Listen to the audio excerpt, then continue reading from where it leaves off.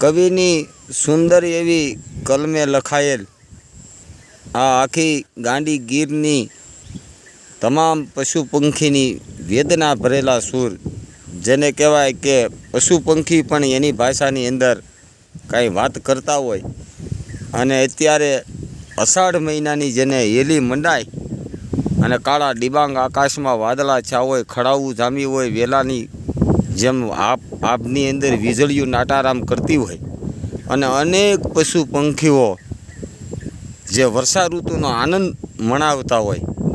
અને વધારેમાં વધારે કવિઓ વર્ષા ઋતુને બહુ સંબોધીને કવિતાઓ મારી તમારી સમક્ષ આવે છે. એવા સૂરે અને એવી જ આ પશુ પંખીની એક વેદના અને જે અષાઢ મહિનાની હેલીને સમયમાં લક્ષમાં લઈ અને લખાયેલી કવિતા.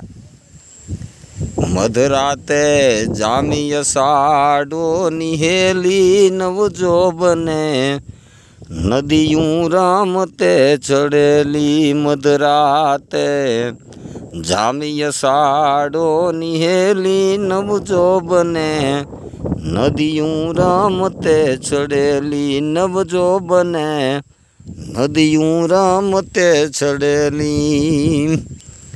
હટી ગઈ વાદળી દેખાણો ચાંદલો, ઉઘડી રાત યલબેલી. હટી ગઈ વાદળી દેખાણો ચાંદલો, ઉઘડી રાત યલબેલી.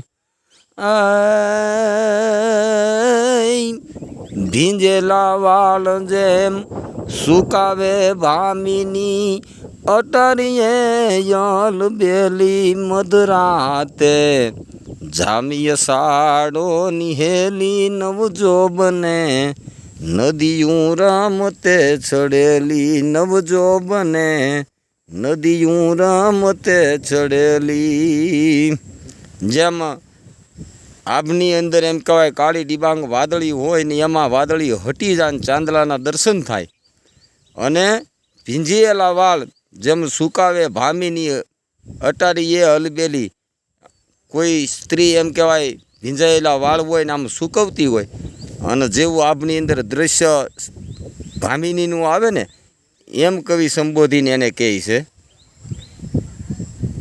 ભીંજેલા વાળ જેમ સુકાવે ભામિની, અટારીએ યલબેલી મધરાતે જામી અષાઢો નિહેલી નવજો બને, નદીયું રામતે ચડેલી નવજો બને, નદીયું રામતે ચડેલી. ઇન્દ્રએ બાંધી ચમકતી કેળે રે કટારીયું, એવી આભમાં વીજળી ચમકેલી. ઇન્દ્રએ બાંધી કેળે રે કટારીયું, એમ આભમાં વીજળી ચમકેલી, આભમાં વીજળી ચમકેલી.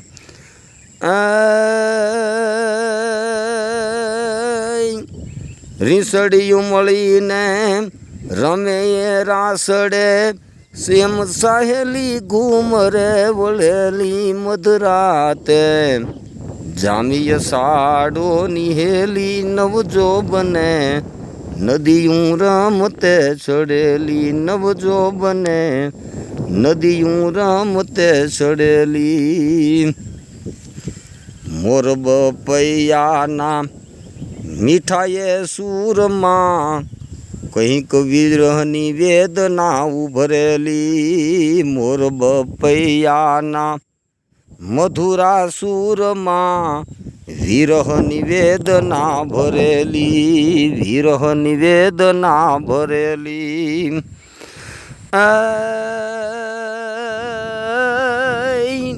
મીતીડા ડેડકના ગરવા હાથમાં, ગાંડી ગીર ગજવેલી મધરાતે જામી અષાઢો નિહેલી નવજો બને, નદીયું રામતે ચડેલી નવજો બને, નદીયું રામતે ચડેલી.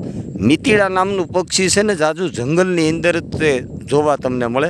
અને મીતીડા ડેડકના મધુરા સૂરમાં અને મેઘલી મંડાણી હોય ને કાળા ડિબાંગ વાદળા હોય અને બારે મેઘ ખાંગા થયા હોય અને જ્યારે તમને ડેડકાના અને મીતીડા નામના પક્ષીનો અવાજ આવે ને એ તો તમે એકાંતની અંદર જંગલની અંદર રાત ગુજારી હોય ને લાય અનુભવ માણ્યો હોય ને તો જ તમને એના અનુભવની ખબર પડે. એટલે કવિએ કીધું કે મીતીડા ડેડકના મધુરા સૂરની અંદર આખી ગાંડી ગીર ગજવેલી મધરાતે જામી અષાઢોની હેલી નવ જોબને નદીઓ રમતે ચડેલી.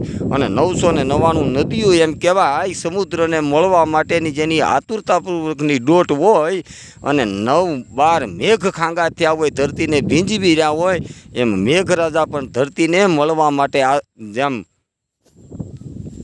મંડાણી હોય એલી ત્યારે મેઘરાજા પણ ધરતીને મળવા માટેનું એનું એક વેદના હોય. એટલે કવિએ કીધું મીતીડા ડેડકના ગરવા હાથમાં ગાંડી ગીર ગજવેલી મધરાતે જામી અહાડોની હેલી નવ જોબને નદીઓ રમતે ચડેલી. અને આગળ શું કહે કવિ? તમરા તાલમાં બોલે એક તાલમાં જેમ રંભાની જાંજરી રણકેલી. ઇન્દ્રના દરબારમાંથી અહીંયા નૃત્ય કરવા માટે રંભા નામની અપ્સરા આવે અને એના પગની ઠેસની અંદર જેમ ઝાંઝરી વાગે ને એવા તમરા અલબેલી રાતની અંદર એકાંતમાં બેઠા હોય ને તો જાણે આપણને એમ લાગે તાલમાં બોલે છે. એટલે કવિએ એને રૂપક આપ્યું છે શું કે તમરા બોલે એક તાલમાં જેમ રંભાની જાંજરી રણકેલી.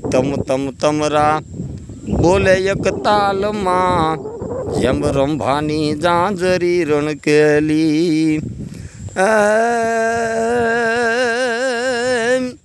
પોઢી જા રાતડી ઓઢોએ ધાબળો ધાબળી હીરલ મઢેલી મધરાતે જામી અષાઢો નિહેલી નવજોબને નદીયું રમતે ચડેલી. નવજોબને નદીયું રમતે ચડેલી.